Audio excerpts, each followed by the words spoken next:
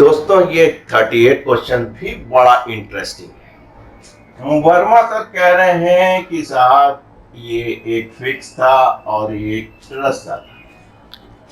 यहाँ पे एक बंदरिया जो थी, ठीक, वो ज्यादा नहीं, केवल 5 kg की थी और इसका जो बच्चा था वो इसकी दुम पकड़े हुए था।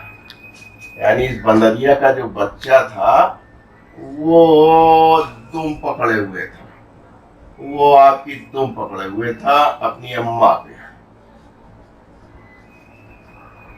समझ रहे हैं? ये बंदरिया तो ऊपर जा रही थी, ठीक, और ये जो इसका बच्चा था वो इनकी दुम पकड़े हुए था। ये 2 kg का बच्चा था, राइट। वर्मा सर कह रहे हैं कि ये जो दुम है वो मैक्सिमम जो टेंशन ले सकती है वो 30 न्यूटन का ले सकती है। यानी अगर 30 न्यूटन से ज्यादा का बंदरिया के टेंशन हुआ बंदरिया की दुम में तो इनकी दुम उखड़ जाएगी। तो वो कह रहे हैं कि भाई साहब ये बताइए कि कितना फोर्स से ये जा सकती है, कितना फोर्स लगा सकती है कि ताकि इनकी दुम ना टूटे, ठीक है। और दुम टूट गई तो बच्चा गिर ही जाएगा।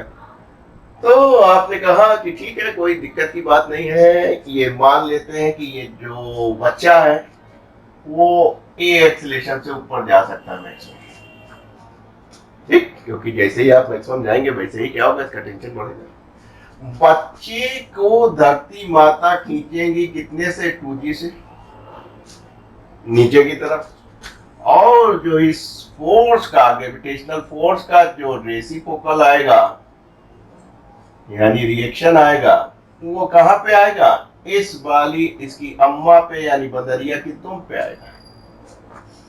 ये आपको मालूम है 30 न्यूटन का है, ये आपको मालूम है 2G का है, ये आपको 10 दे रखा है, तो आप क्या निकाल सकते हैं, एक्सीलरेशन निकाल सकते हैं। तो आपने कहा ठीक है। सोती सर ने हमेशा कहा net force acting on a body equal to mass and its acceleration. तो नेट फोर्स देखिए कौन कौन सा है, एक 30 है, एक 2G है, एम आई राइट।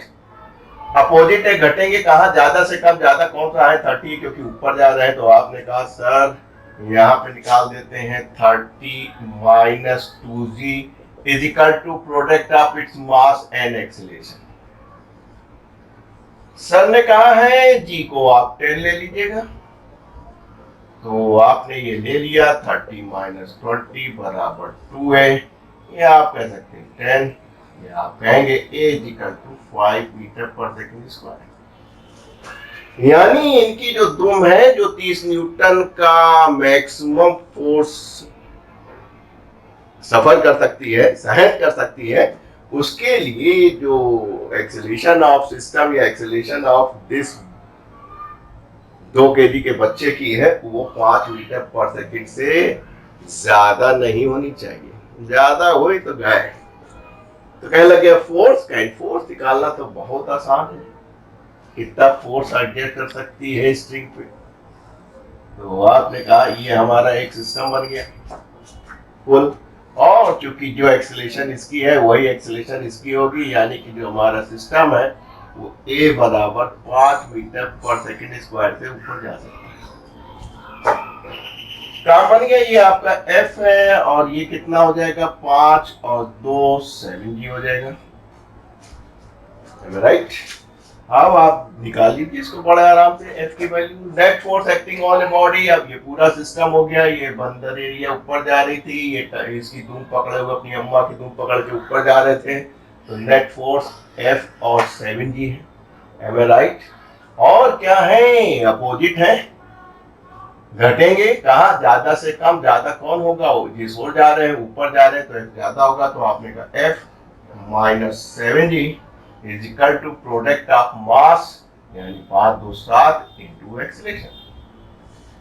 आपको मालूम है G की वैल्यू 10 ले रखी है, 7 है, A आपने निकाल ही लिया था कि भैया 5 मीटर पर सेकंड ज्यादा ना लेना है तो अम्मा की दुम निकल जाएगी। तो आपने 5 ले लिया। ये बराबर 35, F इजिकल टू 35 प्लस 70, यानी कि आप कह सकते हैं 5 7 3 10, यानी जो मैक्सिमम फोर्स ये लगा सकते हैं इनकी दुम ना टूटे वो 105 न्यूटन।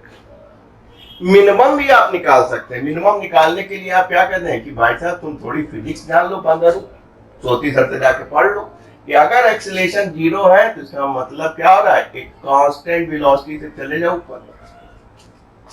जब कांस्टेंट वेलोसिटी चल रहे तो एक्सीलरेशन 0 होगा, तो उस केस में क्या होगा, हम पूरा लिख नहीं रहे हैं, हम जान रहे हैं कि तभी निकाल लो। Net force equal to, net force हो गया F minus 7G equal to product of mass, mass ये हो गया इनटू एक्सीलरेशन। आपने कहा ऐसे सूरत हाल में ये आपका 10 हो जाएगा और ये 70 इंटू एक्सीलरेशन 0 है बराबर 0 के, तो F बराबर 70 न्यूटन, यानी मिनिमम 70 न्यूटन लगा। ये कब लगेगा, जब एक्सीलरेशन 0 होगी, कांस्टेंट वेलोसिटी से चले जा रहे होंगे, राइट। और कहीं बदतमीजी की, कहीं जल्दी जल्दी चलो एक्सीलरेशन करेंगे तो मैक्सिमम कितनी ले सकते हैं, 5 मीटर पर सेकेंड, वरना इनकी जो ये जो 30 न्यूटन है ये पास से होते ही दो उखड़ जाएगी, ये तो चिल्लाएंगे, साथ में ये गिरेंगे जमीन पे।